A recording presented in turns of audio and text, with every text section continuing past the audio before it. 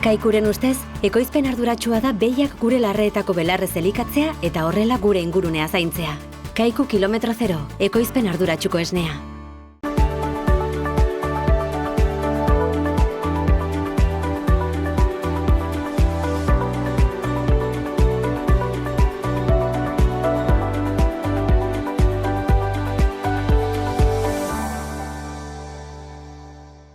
Kaixo eta ongi etorriak Ur eta Lur saio honetara. Gaurkoan saioari hasiera emateko Arizkun aldera joanen gara eta bertan Baztango xurien inguruan solastuko gara. Horretarako Ana Iriarte eta Iñaki Bengoetxeak azalduko digute alde batetik Mahastian nola joan den aurtengo uzta bilketa eta abar, eta ondotik ere upategian nola heldu den iazko uztaren ardoa eta pixka bat ze ardok motak egiten dituzten eta nola antolatzen duten pixka bat ere upategiko lana.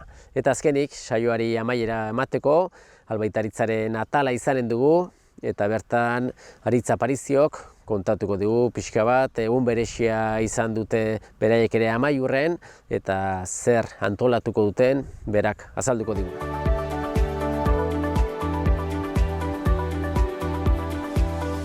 Saioaren hasieran esan dugun bezala, gaurko honetan Arizkun aldera etorri gara, eta hementxe gaude, mahasti baten antzinean, eta nirekin Ana Iriarte dut, badakizue bera Ana eta Iñaki Bengoetxea, biek, proiektu bat jarri zutela aspalditxo martxan, Baztango xurie, eta dirudinez, urte nahiko txarra pasata gero, urtengo urtea urte normal bat bezala hartzen aldugu, eta alaxe da Ana, pixka bat, mahastia ikusten dugu, mahasti ederra, pollita, giro ere paregabea, eta ezagitze balora ez egiten alduzun, dagoeneko matxa guztia bildua, ez? Bai, aurten gerran bertze urtetan baino lehentxeago bildu dugu, irailaren 10ean hasi ginen matx biltzen, eta azkeneko bariedadea irailaren 24an edo bildu genuen, orduen aurten aintzinatuxeago heldu zen. Eta egerran aurten guretako urte ona izan da, orai arte izan ditugune matx biltzetaik onena. Bai, jendeari gogoratuko digu ez, pixka bat proiektua urteak agudo pasatzen dire, ezagitze urtetan jarri zenuten Baztango xurie martxan. Bai, 2013an egin genuen lehenbiziko landaketa, 15ean bertzea eta 18en azkenekoa. Orduan, badire urte mordoxka da. Bai, ezagite landaketa horiek 2013an, zerotik abiatuta, landaketakin bartziren, zenbat hektariakin hasi zineten eta ze barietatekin? Lehenbiziko landaketak genituen utsuko partzela eta meakako partzela. Bien artean hor hektarea terdi edo lako zerbait. Eta hor landatu genuen izkiriota handia, izkiriota txikia, Hondarribi xuri eta Rieslin. Lehenbiziko landaketan lau bariedadeak jarri genituen. Gero 15ean landatu genuen hau, eta hontan dugu hortxe Rieslina eta hemen Hondarribi xuri, eta 18ean landatu genuen elorgakoa, eta hori da hor izkiriota handia jarri genuen dena, eta hori da oiniken produkzioan ez dagoena, oiniken formazio fasean dago. Bai, guztira zenbatxo hektarea orduan orain, baituzue? Denetara baitugu 3 hektarea, 4 partzelatan banatuak 3 hektarea. Bai, eta orduan barietatea desberdinak, ezagite barietate aldetikan urtea pasatu dire, ikusten duzue barietate batzuk hobekiu heldu direla, edo ez du zer ikusirik eta da partzelaren arabera edo orientazioen arabera? Nik uste dut denak baduela eragina, ez? Azkenean partzela batzuk, bertze batzuk baino emankorragoak dire, partzela bakotxak baitu bere ezaugarriek eta bariedade bakotxak ere, orden hobeak edo ez dakit, bakotxak badu bere alde ona eta orden adibidez izkiriota haundi arras produktiboa da, gainera utsuko partzelan dago lur produktibo, arras produktiboa den toki batean, orden hor ikusten dugu kalidadeaz aparte kantidadea ere ematen duela horrek. Gero meakan adibidez izkiriota txikie dugu eta berez bariedade ez da inproduktiboa bariedadea bera eta lurroi ere lehorragoa da, lur gutxiago du, orden partzela hortan produktibidade aldetik gutxixago ematen du, baina gero kalidadean ere bariedade bakotxak aportatzen du bere almena edo bere ezaugarriek. Eta azkenean urte guztiak ez dira berdinak, natura hor dago, Iñakiren lagunak txoriak ere beti horri biltzen dire ere, eta ez dakit adibidez iazko urtea badakigu urte gogorra izan duzela izotza edo hormarengatik, ez? Bai. Aurten berriz, nola joan da alde horretatik? Aurten urte ona izan da. Iaz bai, apirilain erdialdean hormatu zuen zenbait egunez, eta landarea hasia zegoen azten, eta horre galdu genuen uztaren 80% edo horma horietan. Aurten apirila asmentan hormatu zuen egunen batean, baina oiniken hauetzen abiatua, eta orduen begiren bate beti ondatuko da, baina aurten hormak ez daku kalteikin. Eta gero uda idorra ganda, baino matxa ongi moldatzen da urte idorretan eta toki idorretan, orduen guk urte ona izan dugu, urte sanoa izan da eta urte ona. Horre egontzen garai bat, landare batzuk sufritu zuten, idorra zelako ze urteatzuten urik, eta landare gazteak, zainak eta oiniken arrasgaratuak ez dituzten horiek bai sufritu zuten zerbait. Baina ja landarea behin sustraisendoak eta dituela, ongi moldatzen da hor gutikin. Bai ikusten zen, okoa txikiagoa heldu zela, baina gero horre abuztu erdialdean edo intzituen egun pare bat edo urie, eta horrekin betorri zen momentu arrase on batean, eta orden hartu zuen berriz ere, matxak ere hartu zuen bere tamaina egoki bat, eta urte ona izan da guretako. Bai, dioten bezala klima aldaketa bat heldu baldin bada, hemengo barietate edo beste ekoizpen desberdinak, behar bada ez daude egokituak heldu den klima, idor eta bero onerik. Zuen kasuan berriz, esaten aldugu, alde hori zuentzat ona izaten aldela, ez?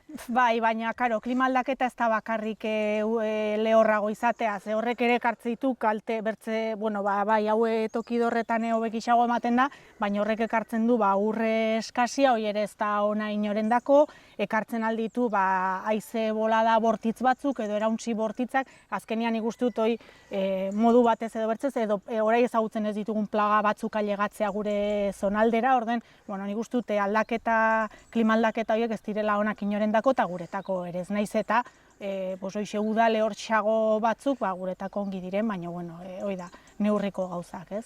Bai, zuek, bai Iñakik eta bai zuk ez, nekazaritza ikasketak dituzue, unibertsitate mailakoak, eta zuek apostu edo zuen proiektua martxan jarri zen dutelikan, bastango xurie, jendeak esanen zuen batzu, ongi da ausarte izatea, baina hori behar bada gehiegi da, ez? Eta guain da momentuan, ikusi dugun, oztopo asko handitu ondotik, realitate bat dela, ez? Ez da bakarrikan gainea zen mastiak, baizik eta leheno ardoa itera ere kanporen ematen zenute, orain ja zuen upategian egiten duzue, eta pixko bai iritsi gara momentuan, non esan du gauzatu da, ez? Bai, hori da, azkenean, ikusten dugu posible dela, horrek ez du erran nahi, urte ona izan dugu, baina horrek ez du erran nahi helduen urtea ona izanen denik, ze hori da, ez? Azkenean ikusten dugu, ez da progresio, balako batean norma batek edo edozein gauzak, ondoratzen zaitu, orduen, nik uste dut hori da, beti oinak lurrean kontu behar ditugula, eta urte hau ona izan da, baina horrek ez du erran nahi ondokoak onak izanen direnik. Hala espero dezagun, baina ikusi behar, ez? Urtez urte, ikusi behar, honen dire urte batzuk onak direnak, bertze urte batzuk txarrak, eta zenbait igual arras txarrak. Orduan, bilatu behar da, ea denboran, gutieneko bat egiteko kapaz garen. Bai, ezaki landaketa aldetikan, esan duzu beste landaketa bat goendikan ekoizpenean sartu gabe dagoela, hori ere ekoizpenean sartzen delikan, urte hon batean kilo desente gehiago ere, ezagit aurre ikusten duzu beste landaketaren bat egitea, edo... Ez, guk gure asmoa zen 3 hektarea masti jartzea, eta hori da orai duguna, eta gure ustez 3 hektarea horiek ekoizpenean daudenean, lortuko ditugu gure kalkuloen arabera 10.000 botila inguru ekoiztea, eta uste dugu horrekin bizitzeko kapazitatea izanen dugula. Orden, ikusi behar, orai momentu honetan 2 hektarea ditugu ekoizpenean, eta urten 9.000 kilo inguru lortu ditugu. Eta horrek eran nahi du, guk aurre ikusten genituen 4.400 kilo hektareako, hori da aurten atera duguna, hori da partzela batzuk produktiboak dire, bertze batzuk gutixago, baina media hori zen, ez? Hori da guk helburutako jartzen genuen ekoizpena. Orden, ikusi dugu posible dela, ora ikusi behar da, ea mantentzen den, eta gero, azkeneko partzela hori ere produkzioan sartzen denean, 3 hektareak produkzioan egotea. Bai, jendeak esanen du, ez gozada matxe bildu, eta ja litro pilo bat, baina mastiak bere bizia jarraitzen du, eta urte osoan zehar badire lanak, ez? Ezagit, aski polita ikusten dugu dana, baina ze lan tokatuko zaizue, hemendik goitira. Claro, hemen orain orai hilabete pare hau dire, seguraski lasaixagoa darenak, horiek ibiltzen dugu, mantenu lanetarako, ez? Alambreak, piketeak, olako lanetarako, eta orai hemen eginen duguna dire ardiek sartu, orduen orai beren txanda da, laneko beren txanda. Berek, belarra ian, desbrozatzen dute inok baino hobe, eta ongarritu ere egiten dute. Eta gero guia hasten gara zikloakin urtarrilan kimaketakin. Bai. Kimaketak ere badu bere garrantzia, ez? Forma hartua baldin bada, behar bada lan gutxiago, baina hor esku ere kimaketa hon bat egitea garrantzitsua, ez? Bai, azkenean hoi da, ez? Kimatzen duzunean, zua izara uzten, gero produkzioa emanen duten kimu horiek, ez? Orden, importantea da, eta gero importantea da, produkzioari begira eta ere landarearen osasunari begira, ez? Zenbat eta zauri gutiago egin, edo egin modu zentzuzko batean, edo horre badu garrantzia produkziorako eta landarearen osasunerako. Bai.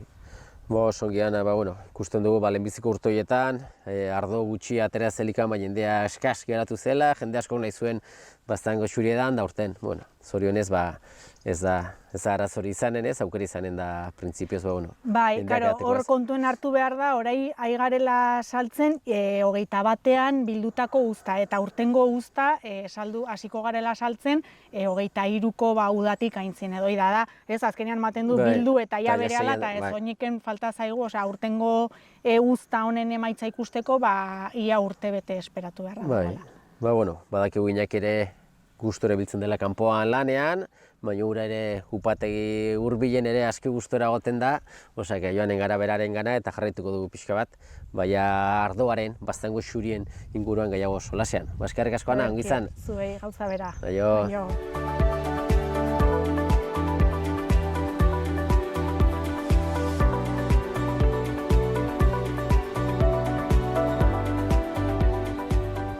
Horrelaxe, esan bezala, hemen arrautu dugu Iñaki Bengoetxea upategian, eta Iñaki, upategia ikusten dire kupelak hemen direla, eta kupelak egotea gauza pollita da, baina ere pollitagoa hor barrenin dena, ez? Azkenean, Anak azaldu digu mastiko lanak eta pixka bat nola joan den, baina jakiteko pixka bat, iraian bildu zenuten matxa, bildu zenuten uzta, barietate desberdinekin lan egiten duzue, baina antolatzen duzu modu desberdinean pixka bat upategira matxa horiek hartzeko, ez? Bai, guk ez dugu ahalmenik dena batera biltzeko, matxa berare ez dago ondue momentu berean dena, ez? Orduan, bilketa egiten ditugu kasetan, 20 kiloko kasetan, eta jartzen ditugu bariadeka. Eta orduan, bariade bakotxan sartzen dugu fermentazioa egin dezan kupel desberdinetan. Orduan horrela funtzionatzen dugu. Bai. Ez dakite ze ordenen eraman zenuten pixkoa bilketa. Lehendabizi Rieslina, beti lehenago etortzen dena, aurten 10-15 egun lehenago etorri dena, ondoren Hondarri Bisuri, txakolinan erabiltzen dena, eta gero aurten bildu ditugu batera izkigiota txiki eta izkigiota handia. Gehien bat izkigiota txikia nabaritu genuen ari zela gradu sobera hartzen, azukre sobera hartzen, eta orduan bildu beharra, eta biek batera hartu genituen, izkigiotak eta biek batera sartu ditugu kupel baten. Hori aurten bai badela berrikuntza bat, ez? Baina gero fermentazioa bakotxa beraldetik egiten du inoxidableko kupelean.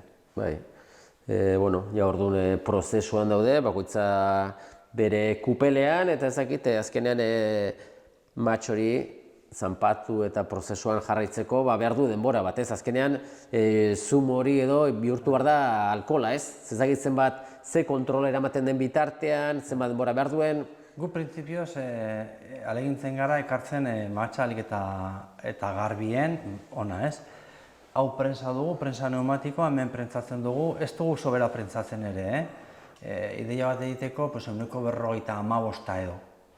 Orduan, hori prentsatuta gero, bonbeatzen dugu, zuzenean, depositora. Hor egin beharra dago garbiketatxo bat, desfangado ditzen dena, izan daitekela 2 ordutakoa edo 12 ordutakoa, ez? Eta behin garbituta ja, uzten diogu berari, bere legamiekin, propioekin, az dadila fermentazioa egiten. Eta temperatura egokia baldin bada, handik 2, 4, 5 egunetara hasiko da berez fermentatzen.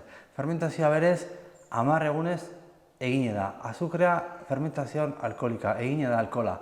Ardoa egine da, gertatzen dena, bueno, pues ardo bortitza dela, hori garbitu beharra dagoela, gorputz hartu, eta horretarako badugu negu osoa eta udaberria. Eta gure kasuan gero, bai, luzatzen dugula orain hemen, eta egiten dugu bigarren fermentazio bat udaberrian, malolaktika deitzen dena, eta orduan, azido maliko, azido laktiko, samintasun pixka bat jaisteko. Horregatik gure prozesua guk txakolinagian ateratzen da pixka lehenago, baina guk luzatzen dugu eta ateratzen dugu helduden udan. 23ko udan, hau, ikiribil, merkatuan egongo da. Hori da, ez, eta bueno, orain aurtengo udan atera zenutena da, iazko uzta, bai.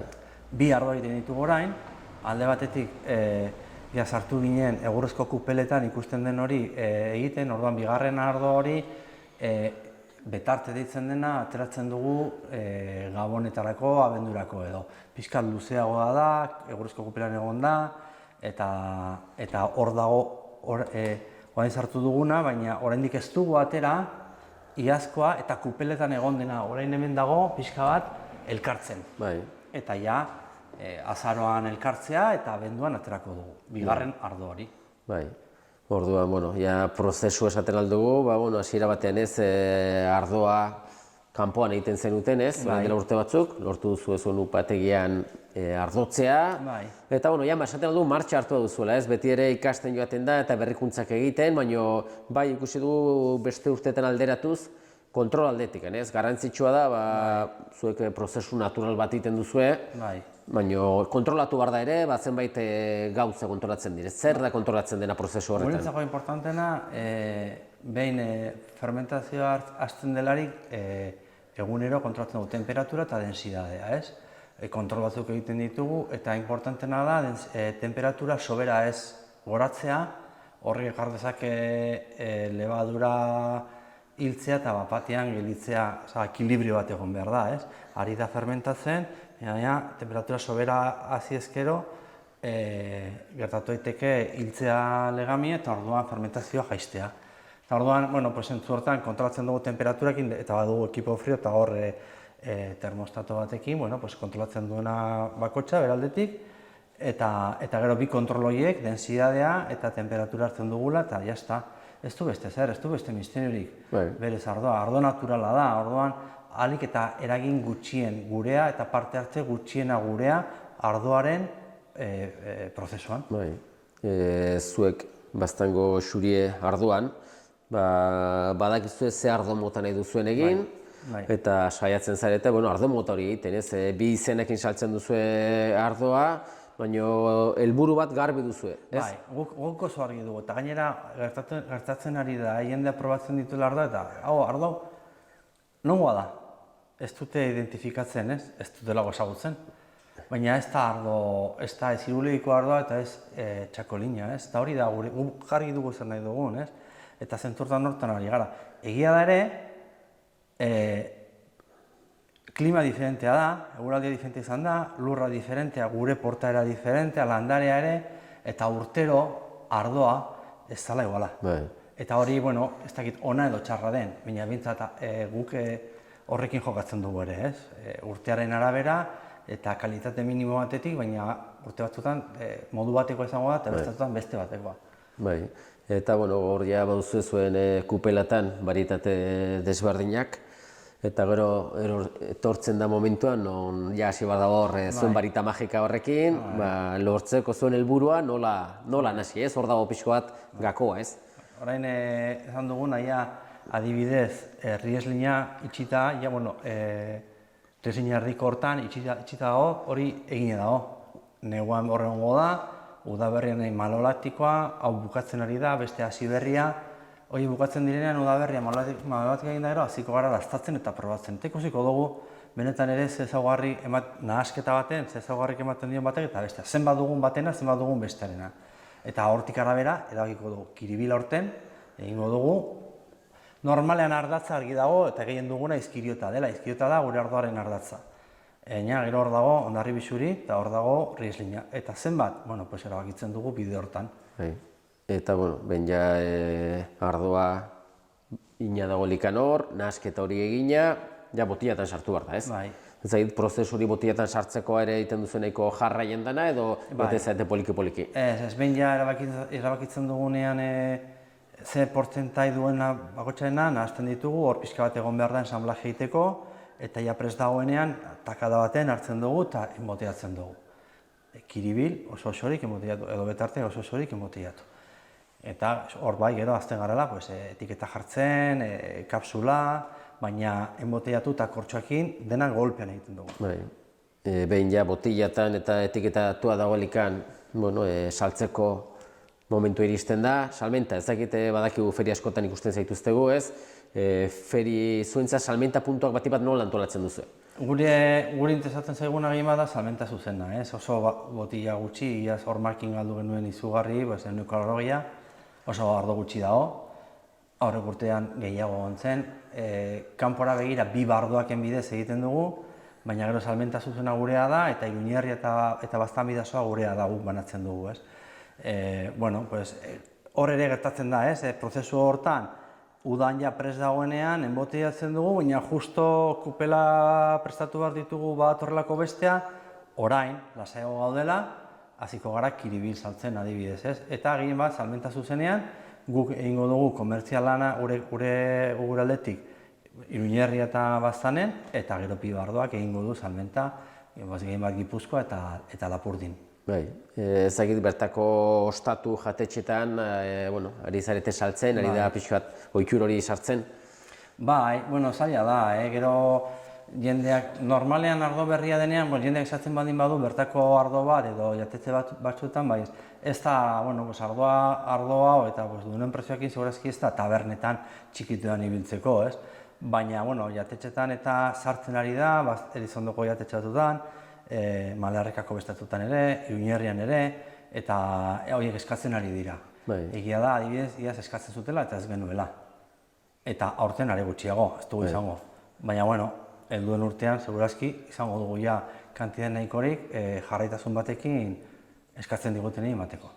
Gauza aski polita da ez, nahi dut esan Baztane badakigu izena baduela, izenaz gain badakigu zer den Baztan, izena baino gehiago dela, eta jatetxe batera joan edo ostatu batera eta aukera izatea Baztango xurie dastatzeko eta dateko jana hon batekin, zuentzat ere ohore bat bezala, ez? Azkenean ametsak egi bihurtzen direla, ez ikusten duzue?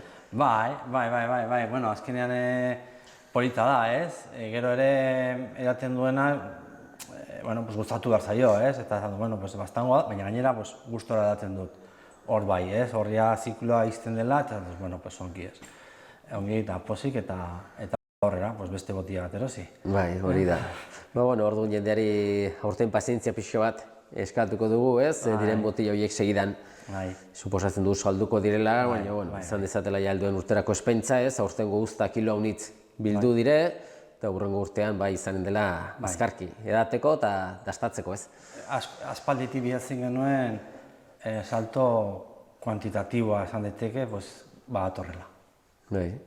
Eta, Iñaki, gure partetik eskarrak eman, Janari eta zuri, salpen guzti hauek emategatik, gustu ematen du horrelako lekutara etortzea, ikustea bertako produktuak ekoizten dituzuela, eta, azkenean, sinesten duzuen hori, gauzatzen duzuela. Zuei, eta gainera, pena, baina usainaren abaritzen da, ez? Nolari de fermentazioa eta upatekin usaina dagoela, ez? Bai, nik goiti hortan burua sartu dut eta usai aski fuerte eta gozua. Ja, heldu zen, oseak, ingo duguna da, irudietan gutxienez ikusteko aukera izan dute ikusentzulek ere, eta eskerrik asko Iñaki, beste bat arte, ongi izan? Venga, berdin. Kaikuren ustez, ekoizpen arduratsua da behiak gure larreetako belarrez elikatzea eta horrela gure ingurunea zaintzea. Kaiku kilometro zero, ekoizpen arduratsuko esnea. Hementxe gaude, Albaitaritzaren atalean gaude eta gaurkoan, ikuilu batean gaude, Amaiurren, eta gurekin Aritz aparizio dugu, bera nekazal ingenieria. Eta, Aritz, ikuste dugu gaurkoan, ikuilu batean, dana pollita eta txukun paratua, zu ere Albaitaritzatik zuen estana montatu duzu, eta ezagit, ze ari zareten hemen gaurkoan ospatzen, edo hobeki esan da, ze bilkur berexia dugu gaurkoan. Bai, gaur egun pixkat ezberdina izan dugu, normalean gu juten gara abeltzainen bila ikuilutara eta hola, eta orain gontan abeltzainak izan dira elkartu direna guztiak hemen leliko demostrazio batetan egite dituztela urtero ikullu ezberdinetan, erakusteko beraien robotak eta hori gu gara babesleak eta babesle bezala emate dut aukera jartzeko estantxo bat eta estanean erakuste ditugu gure produktuak eta esan dudana. Guk ikullu ezberdinetara jun ordez pixka bat produktu asaltzera eta hola, gaur dauzkagu abeltzain guztiak ikullu berberean eta jartzen dugu estan bat eta erakuste ditugu gure produktuak, hartzen dugu pixka gazta, ardotxo pixkat eta eguna goitza gustora pasatzen. Bai, Lelik bere produktuak edo azalduko dire abeltzainei eta zuen kasuan, zuek ere babesle bezala izan da, zuk diozun bezala, eskaini behar duzu zuek ere pixka bat zer duzuen. Hasteko gure atzekalden bada mahai bat, hor pixka bat produktu batzuk albaitaritzak izaten dituenak, ez, bati bat? Bai, hoxe da, hemen ateratzen ditugu pixka bat katalogoan daramatzagun produktuak, askotan paperean ikustea eta hori naiz eta asalpenak eman paperez edo telefonoz eta hola, osa fizikoki ikustea garrantzitsua izaten da. Jendea pota batzuk hartze ditu, ikusten du zenbat pixatzen duten, zenbat ez, inkluso probatze ditu, gustora dagoen, edo eta beste produktuak, askotan ikusteak emate dizu gero informazio askoz gehiago, gero behar dituzunean, ikulluan ikusten dezunean beharra, gogoratzen zara hobeago, edo badakizu nolakoa diren, eta gero, erosteko momentuan ez dauzkazu hainbesteko sorpresarik, askotan igual paperean iruditzen zaizu gauza badela modu batez eta gero realitatean jasotzerakoan da ezberdina, ez? Hemen daukat aukera gauzak ikusteko, ukitzeko eta ikusteko funtzionatzen duten eta... Bai, ez dakit zer nolako harrera izan duen egunak, abeltzain asko hurbildu den, nola baloratzen duzu oraingoaz? Bai, egun politatera da, eguzkitsua, hasieran pixka bat odeiekin eta hola, eta gero eguzkitu da, eta egun nolatera den eta jendea mugitzen da. Orain roboten historiokin eta hori, nahiko puntero da bilera historioa eta jendea mugitzen da ikustera, robota daukaten nola funtzionatzen duten eta hori, eta egun hona izan da, jendetsua, orain bazkaltzen daude hor, egongo dira 61 pertsona, nahiko harriko arraskatatzen. Bai, orain desplazatuko gara pixka bat, hemen ikusten dugu duzuela itxitura bat, kubikulo batzuk ere, eta jarraitzen dugu pixka bat solasen hor. Eta, sartu zaitugu haritz itxituraren barruan ez eskapatzeko. Txekor bat bezala. Bai, eta, ez dakit hemen zer duzun azaltzeko edo zer azaltzen dizu abeltzainei. Bale, kasu honetan dauzkagu ontzi hauek, esnea emateko txekorrei, tetinekin. Noizbait hitz egin dugu baitare inguru hortan, txekorrak esnea dala hobe hartzea tetinatik. Kubotik zuzenean hartzen dutenean, bere ez da modu natural bat hartzeko esnea. Ohituta daude hartzea behietik eta behia titia egongo zen altura batetan, eta orduan tetina hauek simulatzen dute hobe modu natural batetan nola edango zuten esnea. Horrek ematen dio, asko hobe digeritzea esnea, asko hobe jasotzea eta hasiketa hobeagoa izan, kakeri gutxiago eta hola. Gainera kubo hauek eramate dutena dira tetina beretzi hauek, dira tetina flujo motela deitzen diotena edo flujo lento, horrek egiten dio salibatzea askoz gehiago txekorrak eta hola digestioa baitare hobetzen da. Azkenean txekorrak hasitzen da hobe, kakeri gutxiago izate ditu eta hola. Eta haude ja ikuste dituzu hau adibidez da 12 tetinakoa, beste hori 6 tetinakoa, tetina bakarrekoa, beste hau da tetina biguinago bat, hobe ikasteko txekorra biguinagoa denez bateratzen zaio esnea errezago, eta pixka bat ikasteko nola daten den esnea, eta gero ja bera jarraitzen du bakarrik. Bai, orduan merkatua denetarik bada, eta azkenean abeltzainak holako gauzak eskartzen ditu, ez? Askotan kubikulu batean, itxitura batean badulikan aretze batzuk, aprobetxatzen alda hemen, aretze bat baino gehiago hori batera esnea emateko, ez? Bai, gainera orain gaur egun animaliaren ongizatea dagoela pixka bat guztien buruan, gomendatzen ari dena, ikasi gomendatzen dute iaia elkartzea txekorrak hasieratik, jaio berria direnetik. Hori pixka dudan jarri daiteke, askotan igual gaixotasunak, askotan igual txekor bait gaixo jartzea, igual beste hori kontagiatu aldiela eta hola, baina bai gomendatzen degula aste batetan, 2 astetan edo 3 astetan elkartzea. Zeren txekorrak elkar daudenean, jaten dute gehiago, daukate kompetentzia beraien artean, daude posik eta daude gusturago, eta orduan esnea hartu dute gehiago, eta azkenan aritzen dira hobe eta hola. Eta orduan horregatik baita ere gomendatzen ditugu ontzi hauek, tetina kopuru ezberdinekin, taldeka egiten dituztenek asitu ahal izateko bai. Bai. Eta gero beti ere badakigu ez, askotan ere kubikulak behar izaten dire, itxiak, hotza egiten duelakoz edo kanpoan daudelakoz, eta alde hortatik ere zuek beti izan dituzuez kubikuloak salgai ez? Bai, hoize da bai, dauzkagu kaseta deitzen dieguna, txekorren kasetak, eta iglu modukoa, txuriak, eta dimentsio onak dauzkatenak, handiak, baina txekorrak ongi isolatuta egotea, haizeetatik babestuta, hotzetatik babestuta, beroatik babestuta baita ere, askotan igual udan erabiltzen dituzte iaia gehiago neguan baino, askotan beroa eguzkia ematen dienean zuzenean, gaizki pasatzen dute, sartzen dira kasetan, eta hor daude isolatuta, daude gustorago, temperatura bajoagoetan, eta neguan kontrakoa. Inkluso aurten ekarri ditugu txaboletarako jartzeko ate bat da, azken finean, eta horrek egiten duena da, hotz handia egiten duenean, txekorra sartzen duzu barruan, izten duzu, eta isolatzen duzu oraindikan gehiago. Orduan, temperatura estremoak iristen badira, edo hori, aukera hori izateko bai. Bai. Ongi da, azkenean hori da. Baliatu duzu eguna zuek ere, babesle bezala erakusteko zuen zenbait produktu, eta abeltzainak badakigu egoera ez dela erreza, baina teknologiari esker beti ere beraien eguneroko lana errezten da, eta gero ere, zu diozunez, animalen ongi izate hori ezinbestekoa da gaur egunean, animaliak zaindu behar dire, ongi hon behar dire, eta dana ongi inezkero, bide honetik guaz guztiok. Ez dakit Aritz, zozer azaltzeko falta zaigu edo... Ez, zuk diozuna, ez, egoera latzak bizitzen ari ditugula, ez dago dudari, baina, sektore edo leku guztietan, gure sektorean espreski ez dago dudarik, ez, eta, da garaia, ongizate hori betidanik egin dena, eta hori, baita ere, kasu gehiago igual egin behar zaio, gero eta etekin hobeagoak ateratzeko, baita ere, eta bai, azken teknologi eta produktu berriei kasu egin behar zaie baita ere, laguntzen dizutelako pixkat etekinak horiek areagotzeko eta ahalik eta efizienteagoak izatea. Hainbeste izaten dugun hitz hori, orain egoera latzetan, igual oraindik egin behar dugu bai. Ongi Aritz, eskerrak eman beste bintzuri ere, azalpen hauek emategatik, albaitaritzari ere horrelako egunak antolatzeagatik, eta ongi izan, beste bat arte. Ederki, mila esker.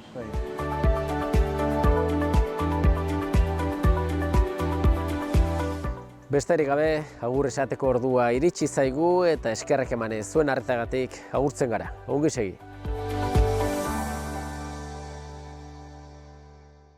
Kaikuren ustez, ekoizpen arduratsua da behiak gure larreetako belarrez elikatzea eta horrela gure ingurunea zaintzea. Kaiku kilometro zero, ekoizpen arduratsuko esnea.